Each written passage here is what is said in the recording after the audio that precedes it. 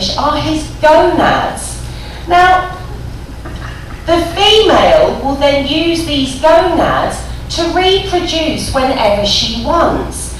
And it's known that she can collect about 6 males at one time on her body.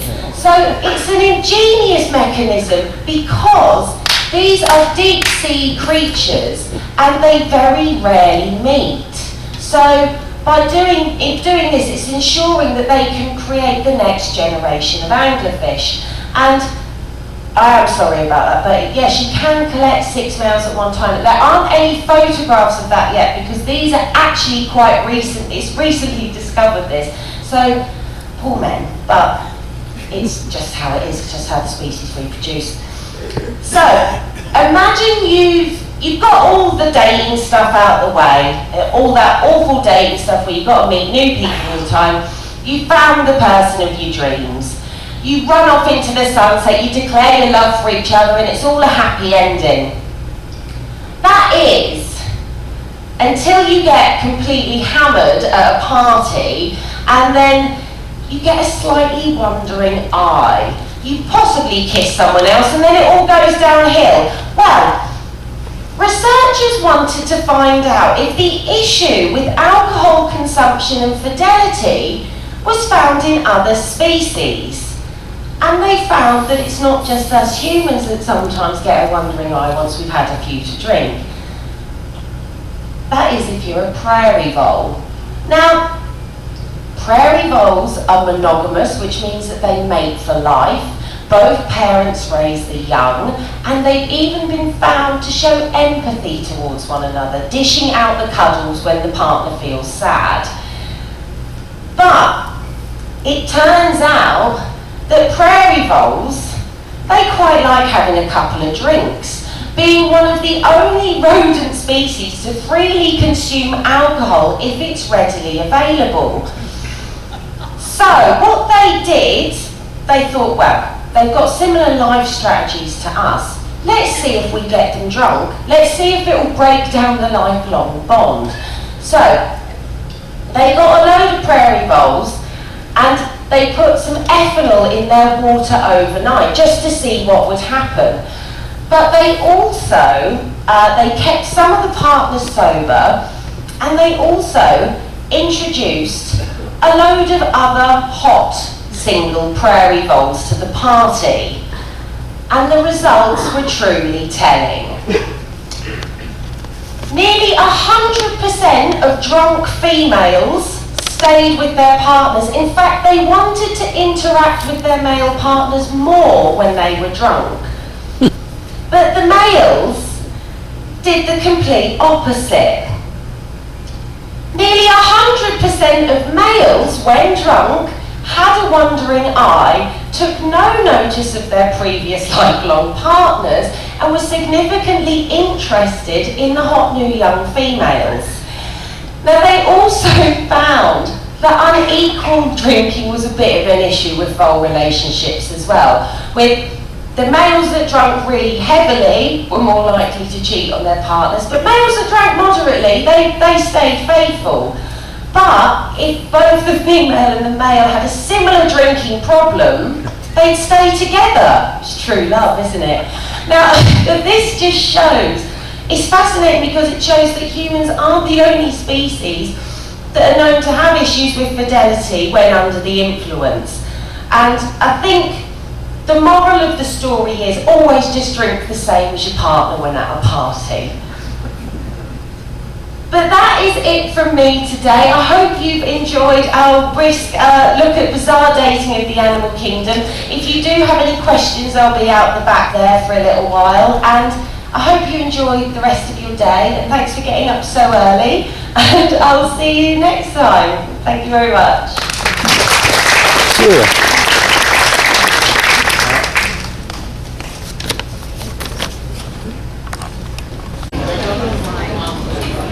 Now, the ship now is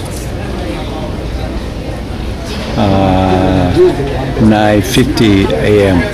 on the 14th of December 2018. The ship, this location, outside Pattaya, next to Kamau.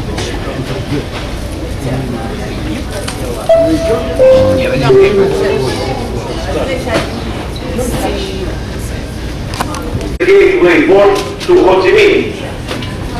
By the way, Ho Chi Minh is the largest city in Vietnam, and as you may know, Ho Chi Minh is the ex-Saigon. So ladies and gentlemen, I would like to give you now some updates about our sailing today, our arrival tomorrow, and the sailing for the next few days. So right now we are heading to southeast on a speed of 18 nautical miles per hour, 18 knots. As you can see outside, we have some higher wind today from northeasterly direction on our port side. Some seas up to 6 feet or 2 meters. Also from port side, easterly direction. We will continue this sailing until sometime after 2 p.m. where we will start altering course to east, leaving the southwest coast of Vietnam on our port side, and then progressively heading to the northeast along the coast of Vietnam. Yeah, I have somebody here. The air temperature right now in the open deck is 28 degrees or 82 Fahrenheit. Please pay extra attention if you are going to the open deck. Avoid opening the doors on deck 4 and all as per schedule. Tomorrow, the vessel will be berthed in the port of Pumai, which is again the gateway port for Ho Chi Minh. Now, I have some news that perhaps tomorrow morning the pilot will not be available outside. That means we might need to proceed without pilot inside the channel, and we will do 17th of December. Taking into consideration these adverse weather conditions that we will have from now on, which will affect the speed, the sailing, and most importantly, these weather conditions will be to Hong Kong, which will again not be affected. Arrival to Hong Kong will be on December 22nd as per schedule. I just made one video that you can watch on your station TVs, and we have printed also one letter that we will place in your staterooms for you to see the revised itinerary. Again, this revision is because of the weather conditions that we anticipate ahead of us, and because we want to give you all the ports in this itinerary. So every guest that is scheduled to participate on solar excursions with celebrity will be informed and will be rescheduled, and those guests that they have made their own. Of the Nugent dynasty.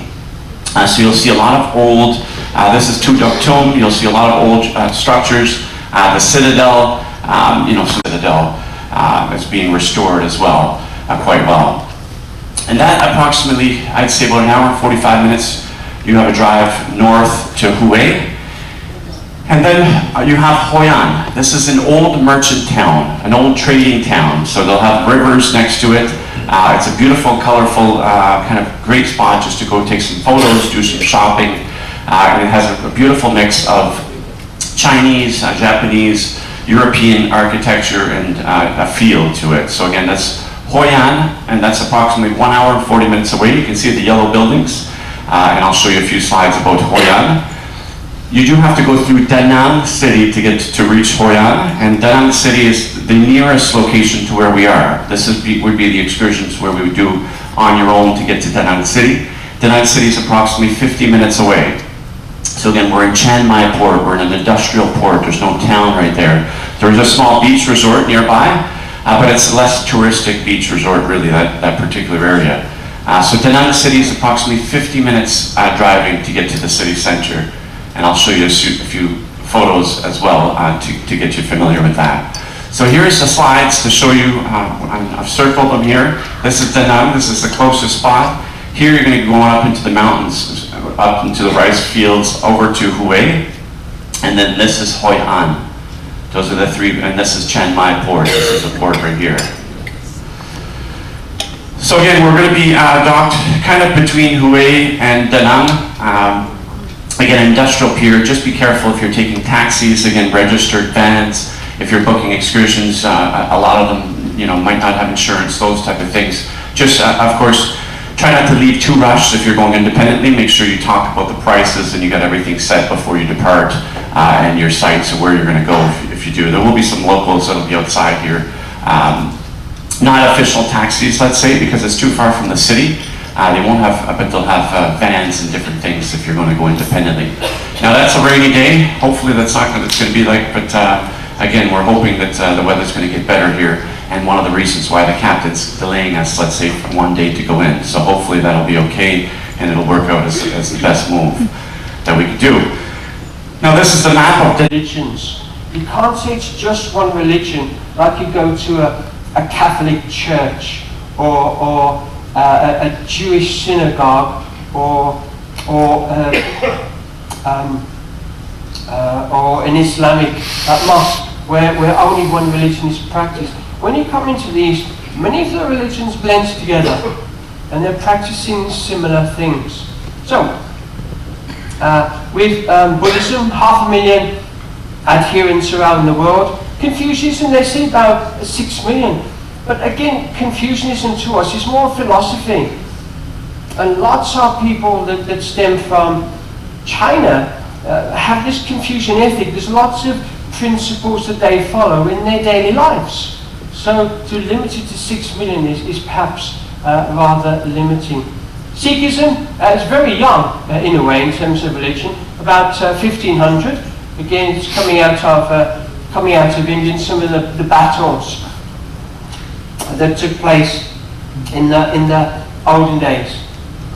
The Western religions that we tend to think about, Judaism, about 15 mil, Christianity, about 2.4 billion, and Islam, about 1.8 million. Again, all three stem from the same roots, which is what they call the Abrahamic religions. All three strands of that religion, you can trace them all back to Abraham and the sons and what happened to Abraham. Jesus Christ is the man, if we think in Christianity 2,000 years ago, and the Prophet Muhammad, again about 600 years later than that, is the centre, if we will, of the thinking around Islam. So it gives us a sense of perspective of religions. But the ones I really want to focus on are the orange ones towards the bottom, which are the ones that really have dominated thinking in this part of the world. And the key message is they tend to blend together rather than being separate religions that we know what those beliefs really stand for. That's the thinking process. Now, when I did a master's a few years ago and I was thinking about religions, I had to answer this question to myself: what is the difference between a religion and a philosophy? And it's kind of a really tough question. And so my understanding, or what I decided was the difference, is that if I can think about what beliefs people have, religions have belief systems. There's usually a community involved in a religion too. There's often some scriptures that we can find, and there are some rituals that are practiced. So again, when you're thinking about Confucianism and Taoism and Hinduism, we can start to think through this particular lens. If it's a religion, you'll normally find some really strong belief systems that are supporting it. Whereas if it's just a philosophy, it's based on asserted truths, if you will. Religions often have a very clearly defined sense of community, whereas philosophical belief systems tend to be quite diffuse. In the issue of Confucianism, there isn't really a community per se, but loads of folks practice it, if you will. Scriptures. Most religions have an authoritative set of scriptures. You can go to them and see what they are. Whereas in terms of philosophical systems, there's a bunch of ideas. It's what we call an eclectic mix of things. And last but not least, The rituals practiced in religions are quite extensive. Going to church, from a Catholic perspective, Mass, or going to the temple and giving offerings and birthrights and death rights and so on. I always smile when I go to a Hindu temple, because you see lots of figurines and lots of gods. Because Hinduism doesn't have just one god, it has many, many gods. Many, many gods. So we'll talk a little bit about them there. In Singapore, this is the Sri Mariamman temple. Again, it's quite a busy temple in Chinatown. You've got a whole bunch of temples, Hindu, Buddhism, Taoism temples, all almost next door to each other. It's almost like Temple Row where they are. There's lots of temples all worshipping together. What are some of the issues with, or some of the principles underlying Hinduism? Well, actually, one of the things about Hinduism is colour. Colour of Hindu is saffron. So let's put the colours up there in saffron. The colour of light. It's a very interesting colour. Diwali, just had the Diwali festival, which is the festival of light. Diwali is the word they use in the UK. It's the Hindi word. In Singapore, we call it Deepavali, which is the Tamil word for the same thing, the festival of light. But it's the same festival. It's just the different language that they use for the two. So in Hinduism, there's one supreme transcendent being. So it's theistic. There is a God up there, a big God that sits across the top, and it's about the truth, the Dharma, karma, reincarnation. So it's this concept of birth and death and rebirth. Reincarnation, karma, what goes around comes around. So again, doing the right thing. And a lot of the principles that you find in Buddhism, they can get traced back to this, because Buddha came out of the Hindu traditions. So Buddhism is very much shaped by a lot of the ideas that are in Hindu. 3 million gods, not one god. 3 million gods and goddesses. So there's a god for anything.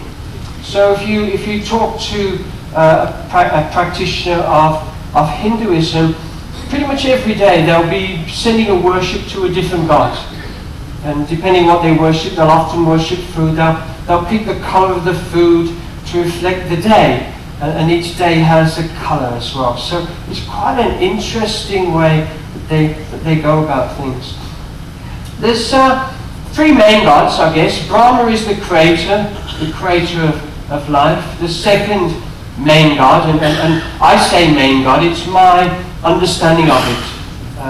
It just helps me navigate what goes on. The second main god is Vishnu, the god that preserves things. And the third main god is Shiva, the destroyer.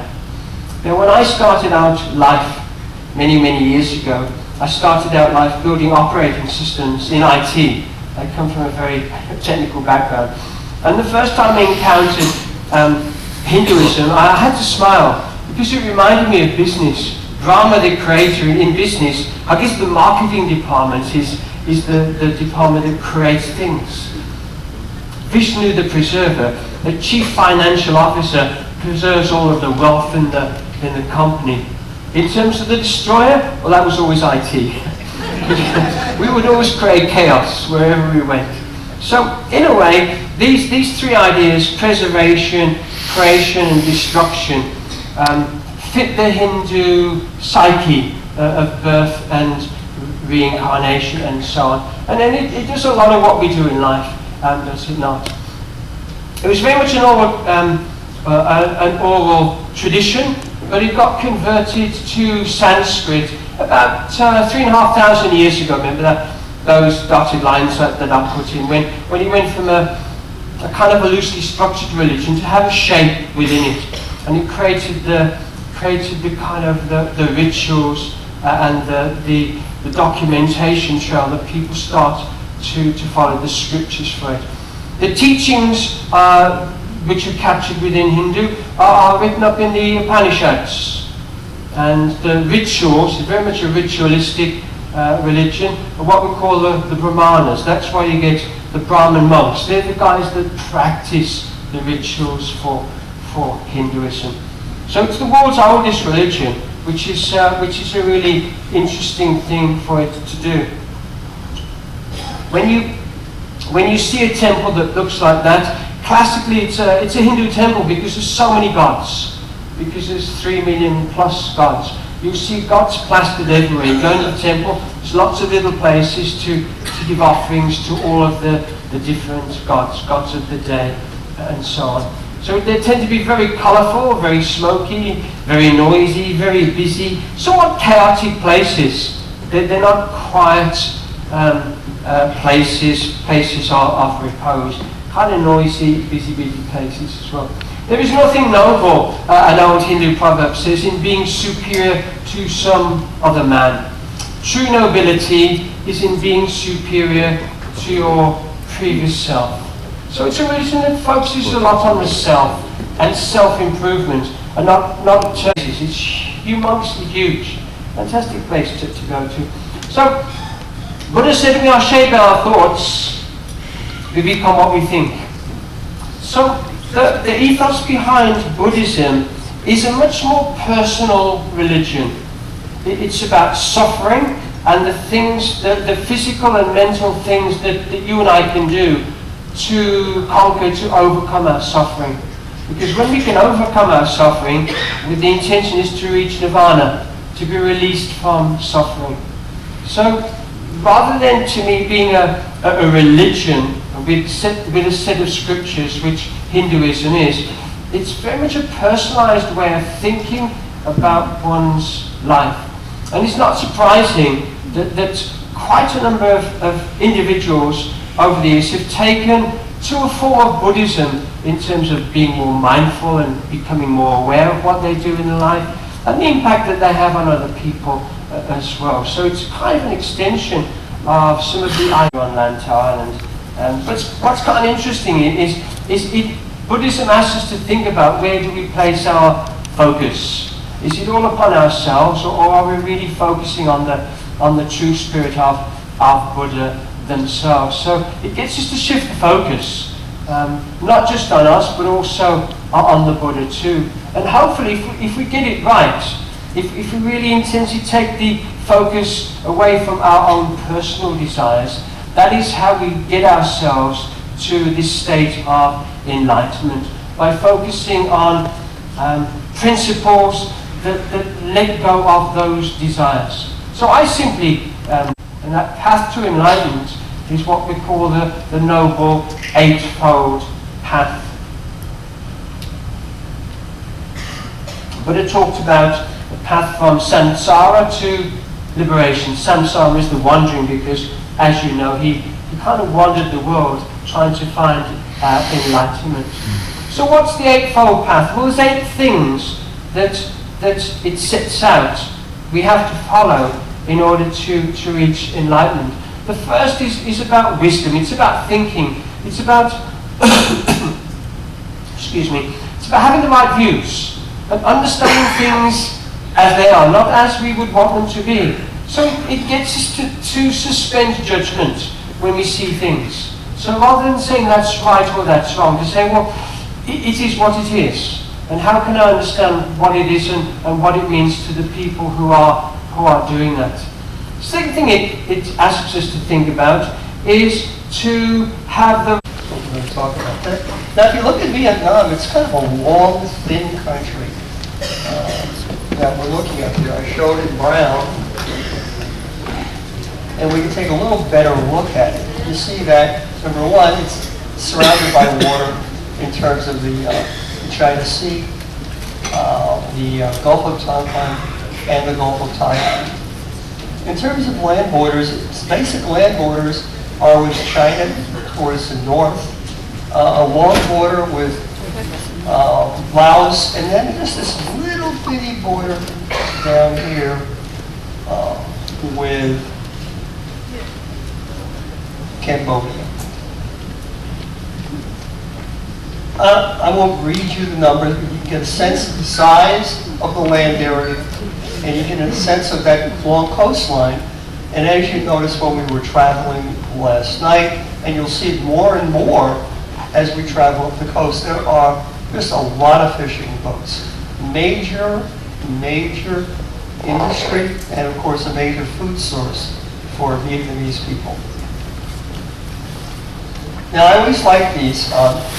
This comes out of the CIA World Fact Book. So remember what they said about the CIA. If I tell you, I'm going to have to kill you. But it's a very good book. It's online. Whether they track you or not, I can't tell you. They probably track me anyway.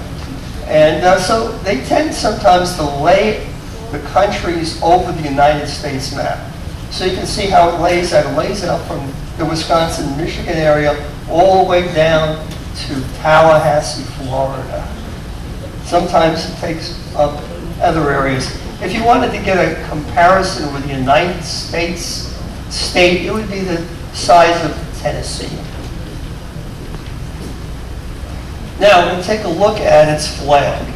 I always like to talk about flags if you have time. You can see there's a red background, and there's a 5-point yellow star. So the red background is very familiar, again, for communist countries.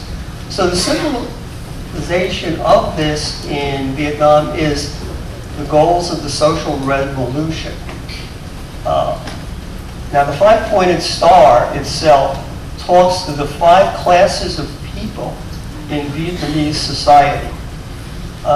This is the order they presented. I'm not sure it's necessarily a significant order, but number 1, it's intellectuals, farmers, workers, businessmen, and military.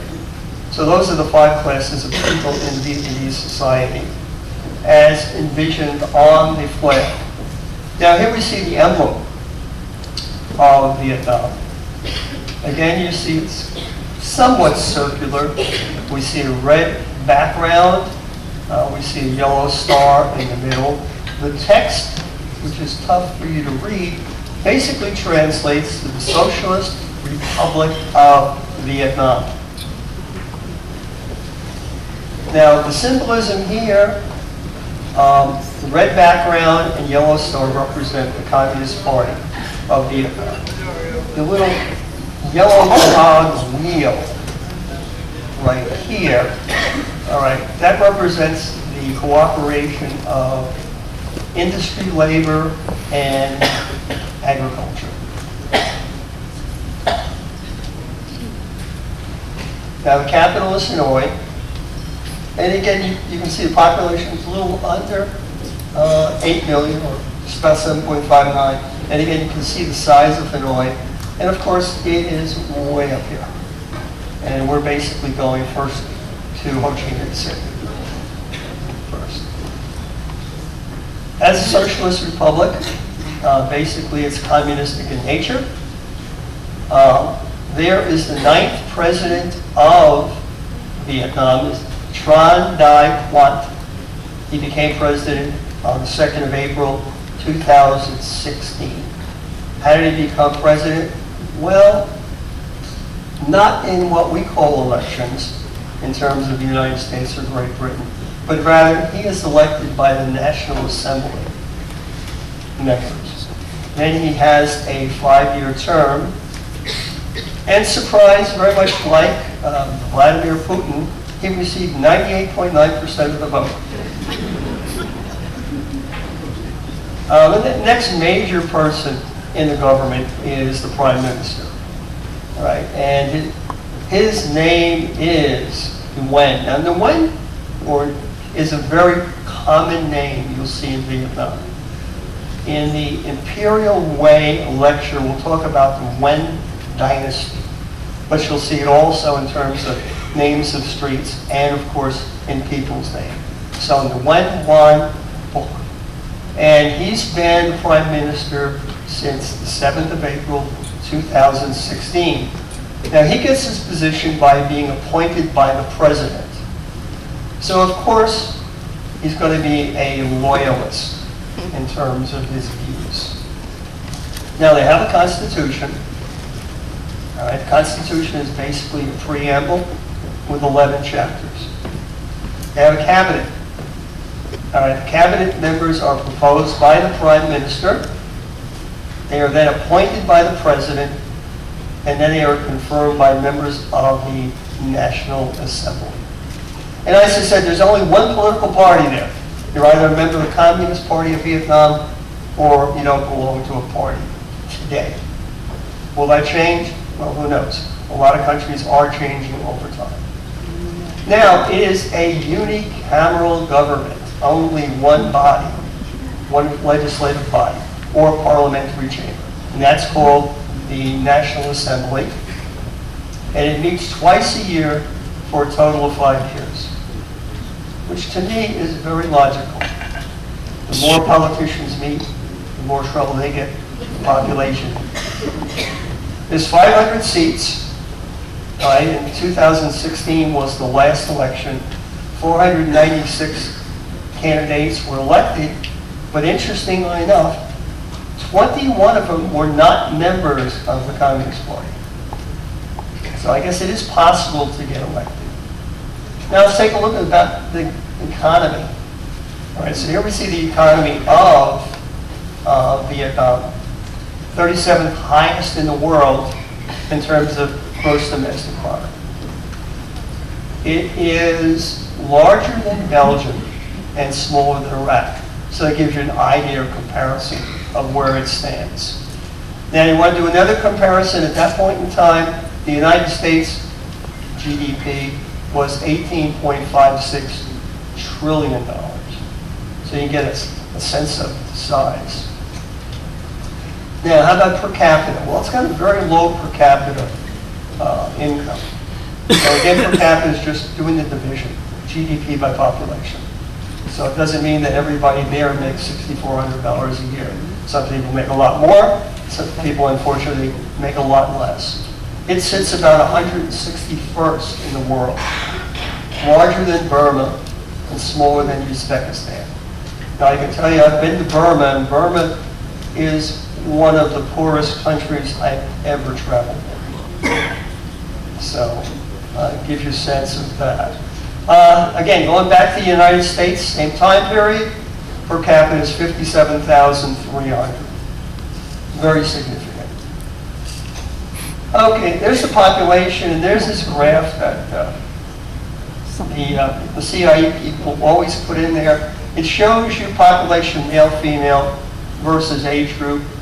I guess all we can say here, basically, maybe there's a few more women, females. Sometimes there's something significant in it. Sometimes there isn't. And it's really just a series of bars. Its population is about 15th highest in the world. Larger than Egypt, smaller than Ethiopia. And again, that drives the per capita. Ethnically, it is a melting pot. A lot of countries have been here. A lot of countries have had people emigrate to Vietnam. 86.7% are kin. That would be native Vietnamese. Now we have about 1.9% Tay, that came from China, about 1.8% of Thai, and then you have a series of groups like the Hmong, the Hmong, the Nhong, are basically ethnic Vietnamese coming from areas and mountains that also border China. And the Hoa, 1.1%, basically ethnic Chinese. Official languages, Vietnamese. You'll find English spoken there. You'll find French, because that dates back to when it was a colony of France and Khmer. Now, what I found very interesting, with a low GDP, they do have a reasonably good literacy rate, and that's 94.5%.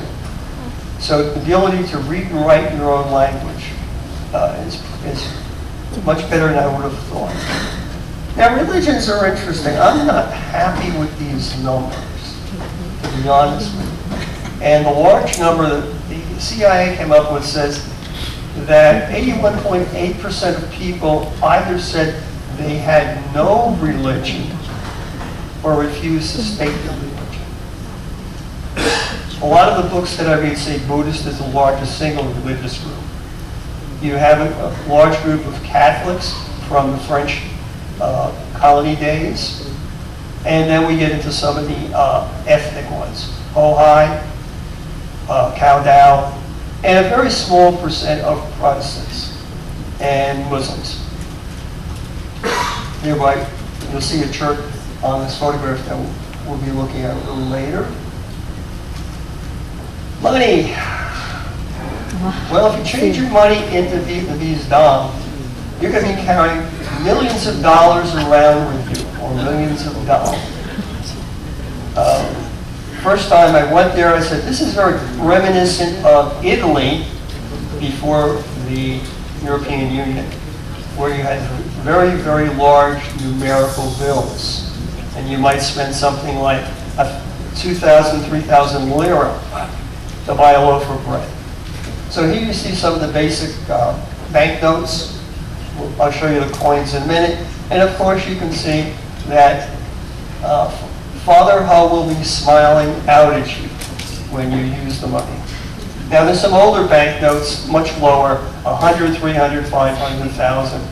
They're still in circulation, but they don't do much in terms of that. Here you see the currency.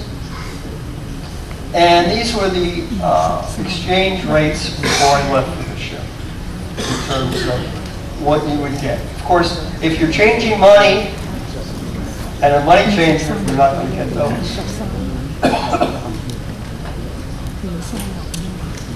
All right, I do this once a cruise. This is a very handy little app that works on your iPhone or your iPad called XE. Now, XE does currency conversions for you. It's free. You get ads. If you don't like ads, then you can buy it. But the ads are okay. So what it will do for you is convert any currency that you would tap on a currency that it appears up here. This is Thai baht. Put it in a number, and then it will tell you in euro, in pound sterling, or US, or any other currency. It works offline, and it works online. If it's working online, then it goes back and checks the latest rate. If you work offline, then it will give you the value that was appropriate the last time you were connected to the internet. It was using this particular app that I found down in Hong Kong. I paid $31 for a hamburger, US dollars. So sometimes it's nice to know what I call what something is worth in real money. Well, real money means your home currency. All right, Vietnam's history. War, being colonized, and rebelling. China was probably the first to occupy Vietnam. They occupied Vietnam 4 times during its history. It became ultimately a tributary state to, excuse me, I'm still fighting a cough that's been going around, started in the last voyage. It was a tributary state to China and to France. And we talk about the Yuan dynasty, we'll talk about how it became a French colony. Both cultures did leave an impact on Vietnam. The Yuan dynasty, 1802 to 1945.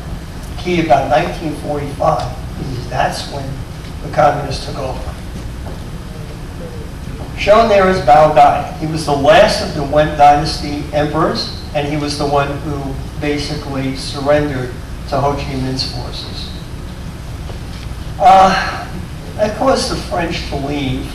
The French returned and tried to reestablish a footing there, but they had a major defeat in Dien Bien Phu in 1954. And that was the end of French colonization. All right, as a result of that, there was a Geneva Convention, and it partitioned Vietnam into 2 states. 17th parallel was the dividing point. a communist-led North supported by the Soviet Union, and a capitalist regime supported by the United States. Now, one of the things you're going to see is what Americans will call the Vietnamese War, they will call the American War, or the American War of Aggression. It's some places you will find out that it's a very sensitive subject, and other places you won't.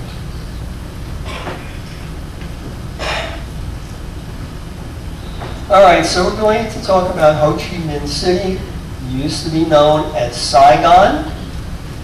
You'll find the old name is still used by a lot of different people. It was the capital of the Republic of Vietnam, or South Vietnam. In 1975, following the fall of Saigon, it was renamed Ho Chi Minh City.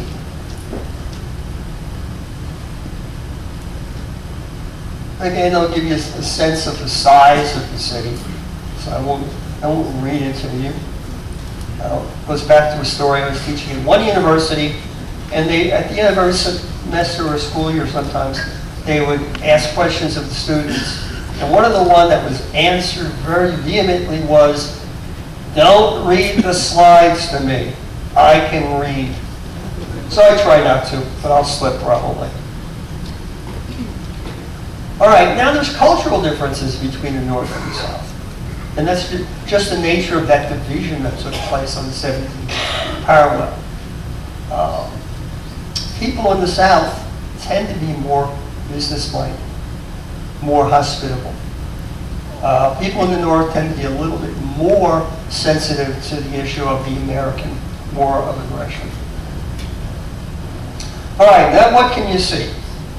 Well, I always like locator maps when I can find one. This particular locator map I got from a hotel.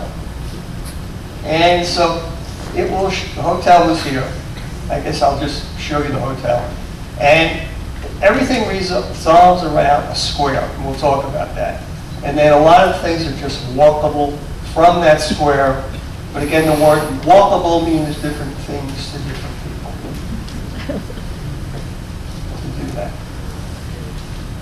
There's a number of museums too, which aren't on there. There's two museums about Vietnamese history. There's one about the American War, and there's one about the life of Ho Chi Minh. All right, let's talk about the end of the American War, when it took place. It took place on the 30th of April, 1975. At 10:45, when a North Vietnamese army tank rammed the main gates and entered the palace. And then proceeded to hang a flag on its balcony. This was victory for the Communist Party. There are two tanks that are existing today that are parked on the grounds of what's now called Unification Palace. And there we are. So this has become an icon of the struggle against and the capturing of South Vietnam. It's a time capsule. Everything was left the way it was when that particular tank broke down the barrier. And most tours will take you through Unification Palace. So it's a 5-story building, offices and meeting rooms. In the basement, which I thought was more interesting, basically was a series of tunnels. The person who wrote this said a warren of tunnels, but didn't toot my own horn here. A war room and a telecommunications center that was used heavily during the war. So you go through a series of these rooms with your tour guide. Here's the cabinet room. So in there you would have the prime minister, the cabinet members, and 7 deputy ministers. In the time between 1967 and 1975, the cabinet was shuffled 5 times. So there's a lot of change in cabinet makeup. The last government was actually appointed on the 29th of April, 1975, only to end the next day. So it was very, very interesting. In fact, at the time when the government was being formed, it turns out that the president, Duan Van Ming, was on Radio Saigon surrendering. So it's one of the strange things in life. All right, here you see a state banquet room, supposedly 100 people. I don't see it, but I guess you can cram a lot of people in there. What was it used for? Inauguration certainly was one of the things. The president, the vice president. State dinners. All right, the last state dinner was on the 1st of March, 1975, with the U.S. congressional delegation. And of course, they were talking about the continued support of the United States government of the South Vietnamese. This is the VIP reception room, Vice President, excuse me, reception room. At that point in time, his name was Wen Kai Cao. History was he was an Air Force commander, trained by the French, became the Prime Minister, and then the Vice President, and basically went into exile. He died in Malaysia in 2011.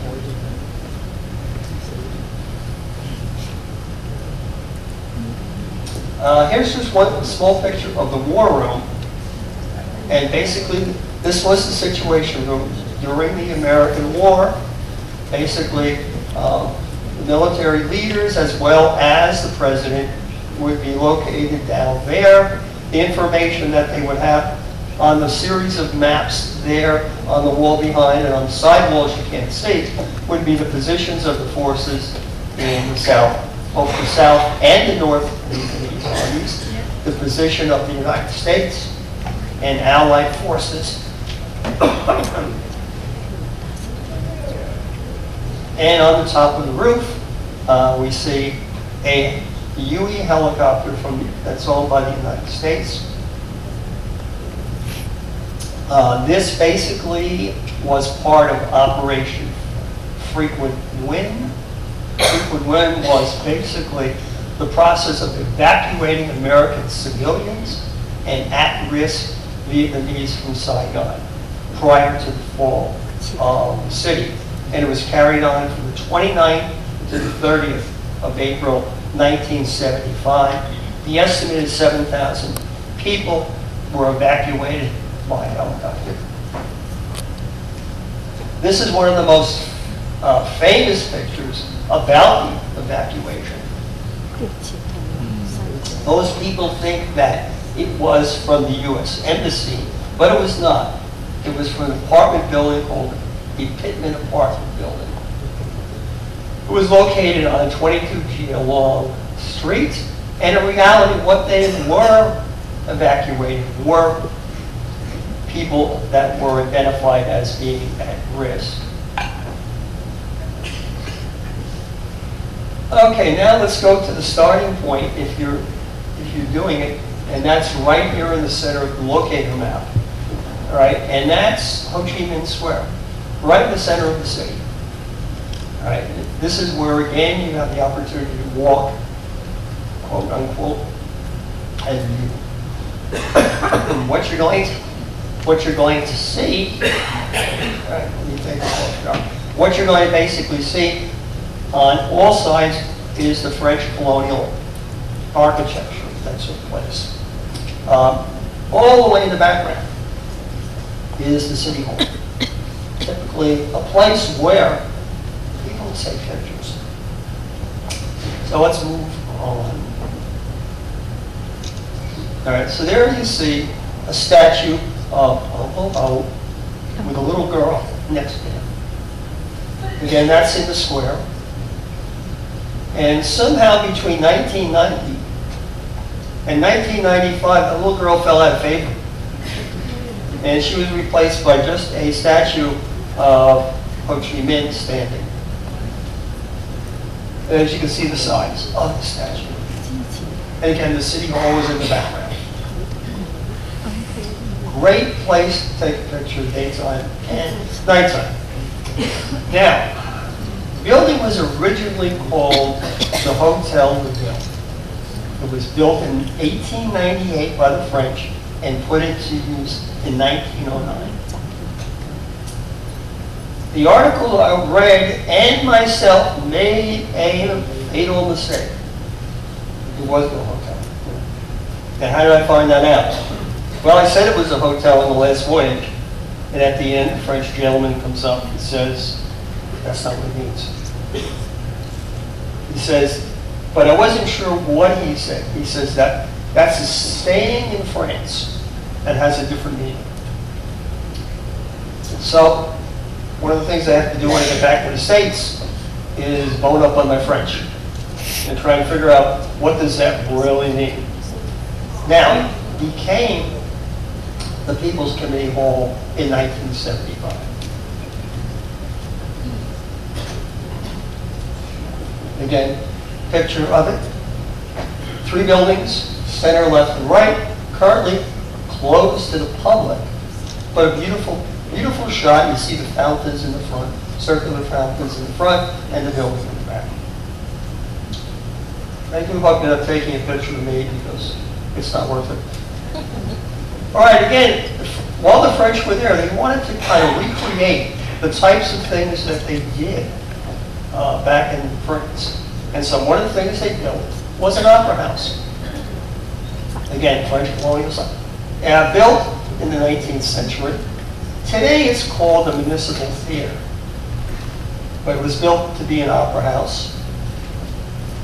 What's very interesting is it was patterned, the design was patterned after one in Paris, Petit Palace, in terms of what it looks like. Everything to build it was brought in from France. Nothing was done locally. It was just assembled. So the ornamentation, the balustrade, the cartouches, the roof, all of the interior furnishings were brought in from France to build this. Here you see another picture of the night. In 1975, they started using it as the lower house assembly. Excuse me, in 1956. And in 1975, they converted it back into a municipal theater. Here's what the inside of it looks like. Very nice. It's been restored. On its 300th birthday, it was restored completely. State-of-the-art technology was added to bring it up to date. Today it's used for operas, theater, and other types of things that we would do. It's said that it can accommodate 500 people. I read another article that said it can accommodate 800.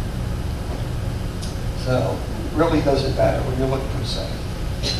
Again, the French came. They wanted to bring parts of France. French basically Roman Catholic, therefore they felt the need to have a Catholic church that they could attend. So they built the Notre Dame Cathedral. The first stone was laid in October of 1877 by Bishop Isidore Hollenberg. Construction of the chapel took 3 years. It was consecrated on Easter Sunday, 11 April 1880.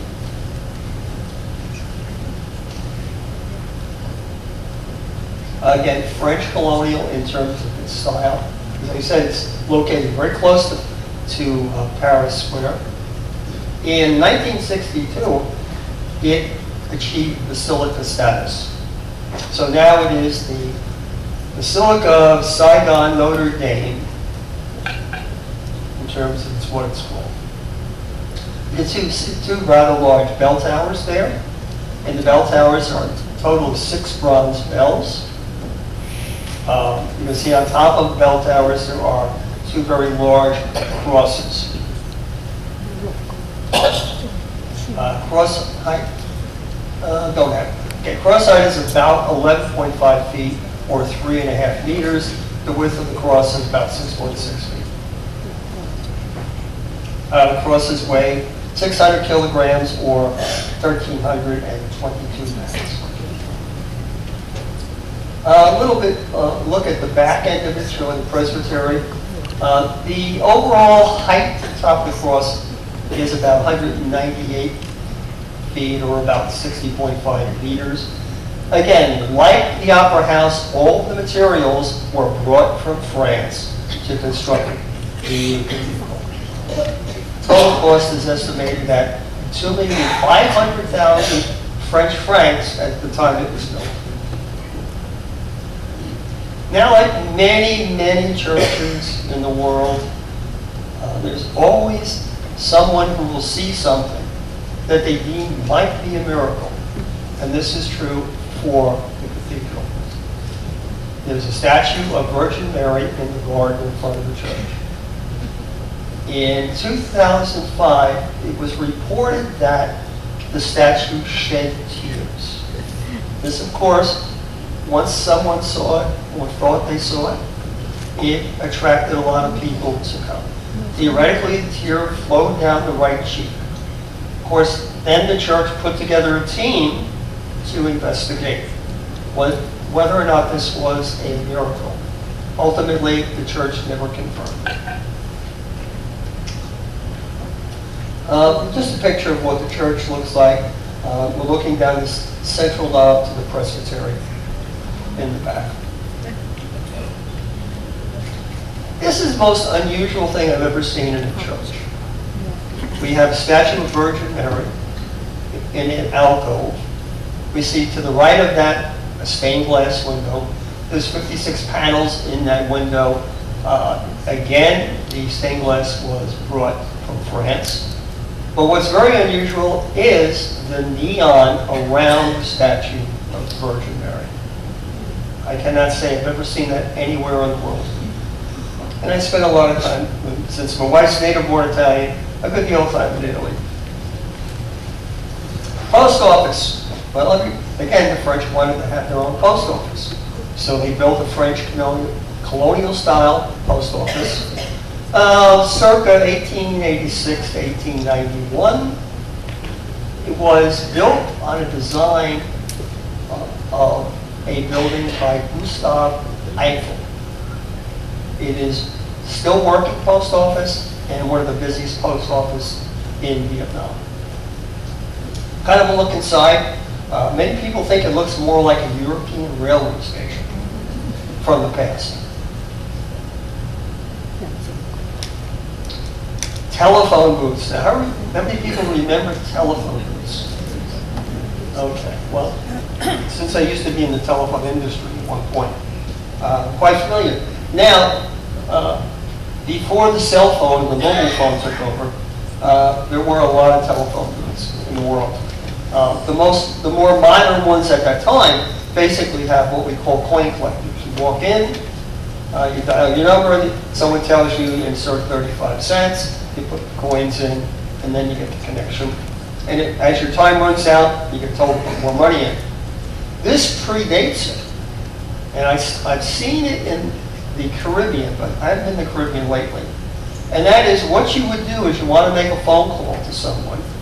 You would go there, you go up to a counter and say, this is the number I want to call. The person at the counter would tell you how much you would have to pay. And then they would tell you, go to phone booth number 8. And then you pick up the receiver and your connection. Now, this was the first early phone booths were done like this. They weren't mechanized. Now, what's very interesting is there's a gentleman who was in the post office. His name was Duong Van Nguyen. And he sat at a wooden table under a mural of Ho Chi Minh.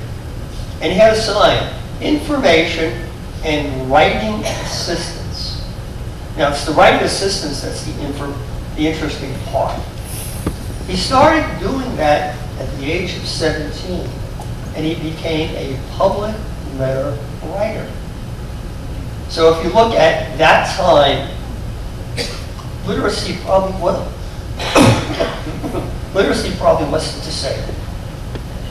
So if you needed correspondence written, you would go to Mr. DeWalt, you'd tell him you want, he would take out his fountain pen and gracefully write a letter for you, which you proposed.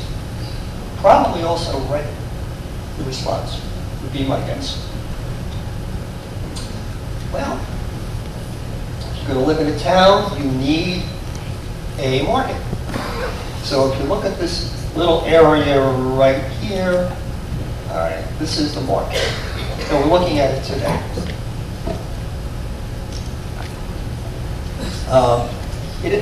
Today's market evolved from basically a wet market created by street vendors in the 17th century. In 1870, the French decided to build a much better wet market. Now this is another one that the gentleman told me is Bajales Centrale. It's more Spanish, but also doesn't mean what I thought it meant. So I've got to work on that one. This is the oldest market in Ho Chi Minh City, in terms of that.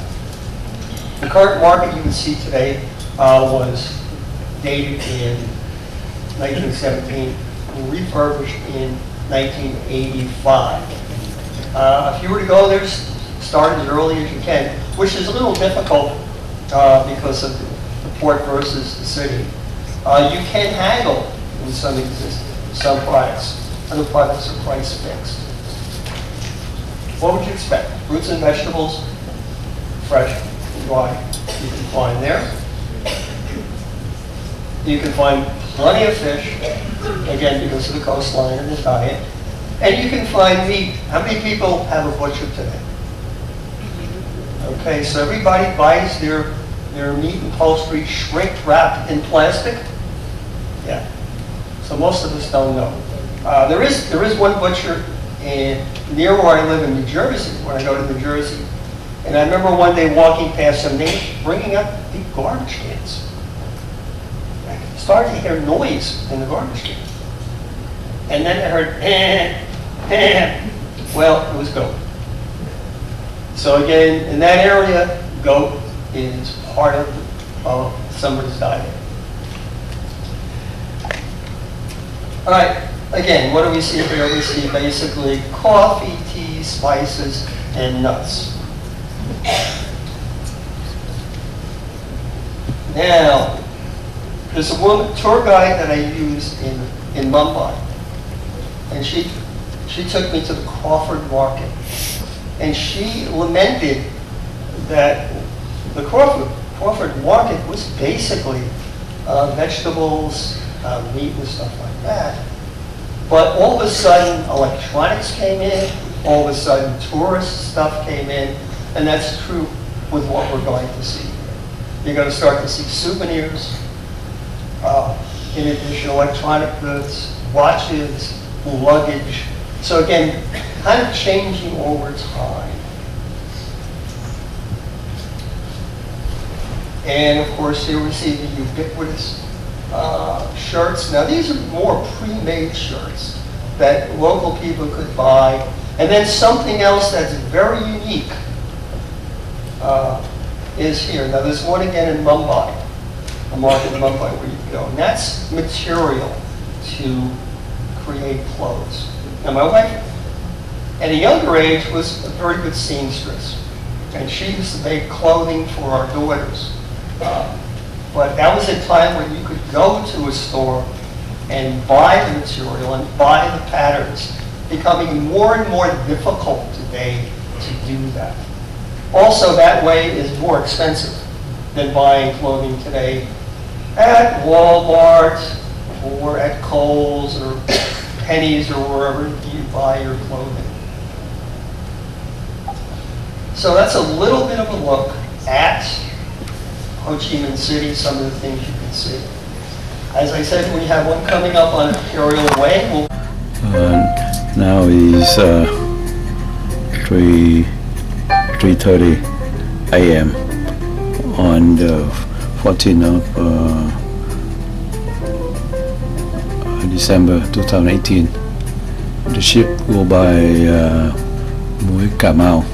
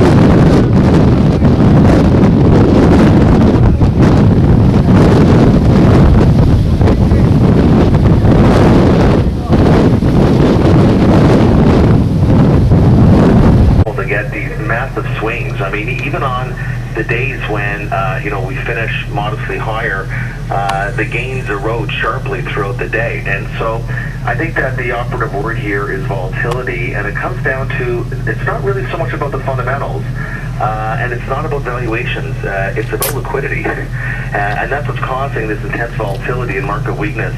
What makes December so special is that the Fed's balance sheet is actually shrinking now on a year-over-year basis. And in this cycle, whenever it happened in the past, you could rely on people like Ben Bernanke, for example, or Janet Yellen, to be with the investor and either come in with repeated rounds of quantitative easing, to reboost the liquidity cycle. That's not happening with this particular Fed. You layer on top of that the ECB, you have Mario Draghi coming out and emphasizing downside risk to the outlook, and QE there is over. And that was the other thing that was happening in the cycle, is that when the Fed stopped expanding the balance sheet, the ECB was expanding its balance sheet. That antidote isn't there anymore. So the operative word or words here is the constraint of global liquidity, and that's why risk assets across the board, because it's not just equities, it's also corporate credit, commodities, anything with risk or cyclicality is bearing the brunt of really these liquidity constraints right now. Very quickly, David, can the Fed do anything or say anything to calm investors down next week? Well, I imagine that, firstly, they probably will raise rates. I think if they don't, it won't make them look